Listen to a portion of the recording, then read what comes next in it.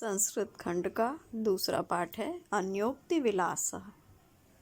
अन्योक्ति मतलब अन्य माने दूसरी, उक्ति माने कथन, और विलास मतलब सौंदर्य या सुंदरता। तो दूसरे कथन का विलास या सौंदर्य मतलब एक ही चीज़ के यहाँ पर दो अर्थ हैं। दूसरे कथन मतलब दो कथनों का सौंदर्य। तो पहला श्लोक है इसका, नितराम नीचो अस्मीति त्वं खेदं कूप कदापि मा कृथा अत्यंत सरस हृदयो यतः परेशान गुणग्रहीतासि। नितराम माने अत्यंत, नीचो अस्मि इति, तीन शब्द हैं इसमें। नीचो माने नीचो, नीचः नीचा व्यक्ति, और अस्मि माने हूँ, अति माने इति माने ऐसा।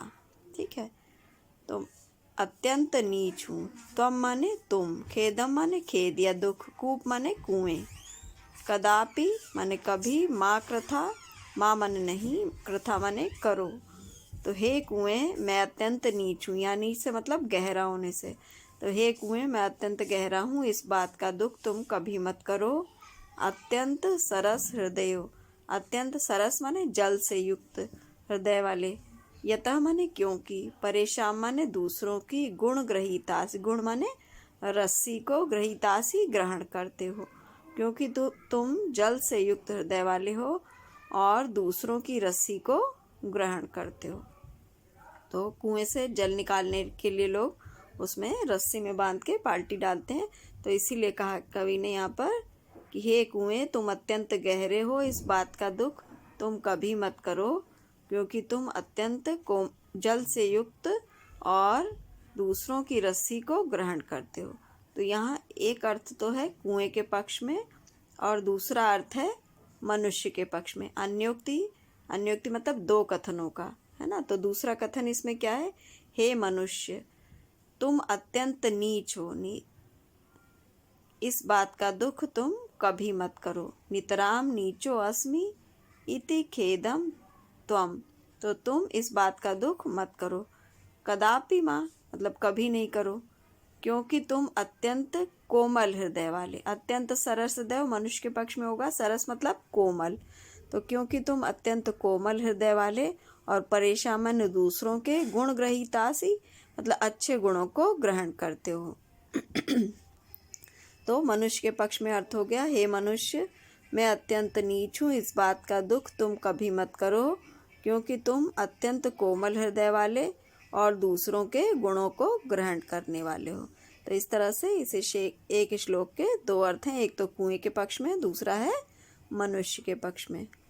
अब दूसरा श्लोक है इसका, नीर क्षीर विवेके हंसालस्यम त्वमेव तनुषे चेत विश्वस्मिन् अधुनान्यः कुलव्रतं पालयिष्यति कः। नीर माने क्या होता है, जल, पानी, क्षीर माने दूध, विवेक माने अलग करना। तो पानी और दूध को अलग करने में, हंस आलस्यम, हंस आलस्य करोगे, त्वमेव माने तुम ही, तनुषे माने करोगे, और चेत माने यदि। तो हे हंस यदि तुम ही पानी और दूध को अलग करने में आलस्य करोगे। तो हंस का क्या स्वभाव होता है कि वो पानी और दूध को अलग कर देता है, केवल दूध ग्रहण करता है, जल छोड़ देता है। तो यहाँ कवि ने कहा है कि हे हंस यदि तुम ही पानी और दूध को अलग करने में आलस्य करोगे, विश्व अस्मिन् अधुना अन्यः, इसमें विश्व, अस्मिन्, अधुना, अन्यः, ये चार शब्द हैं। विश्व माने संसार में, अस्मिन् माने इस, अधुना माने अब, और अन्यः माने दूसरा। तो अब इस संसार में दूसरा, कुल व्रतम मतलब कुल की मर्यादा का, पालिष्यति पालन करेगा, कह माने कौन। तो अब इस संसार में कुल की मर्यादा का पालन कौन करेगा। तो यहाँ कवि ने हंस के पक्ष में क्या अर्थ बताया कि हे हंस यदि तुम ही पानी और दूध को अलग करने में आलस्य करोगे, तो अब इस संसार में दूसरा कौन कुल की मर्यादा का पालन करेगा।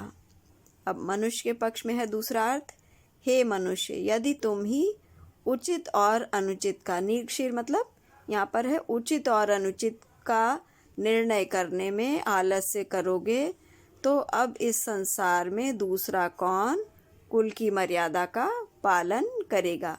मनुष्य के अंदर ये बुद्धि होती है, विवेक होता है कि वो सही और गलत का निर्णय ले सकता है। तो यहाँ पर कवि ने मनुष्य को संबोधित किया है कि हे मनुष्य, यदि तुम ही और उचित और अनुचित का निर्णय करने में आलस्य करोगे तो अब इस संसार में दूसरा कौन कुल की मर्यादा का पालन करेगा। अर्थात तुम्हारे कुल की मर्यादा क्या है, मानव कुल की, मनुष्य कुल की, कि वो उचित और अनुचित का निर्णय लेकर के सही कार्य करते हैं। तो इस तरह से यहाँ पर कवि ने इन दोनों के श्लोकों का अर्थ स्पष्ट किया है।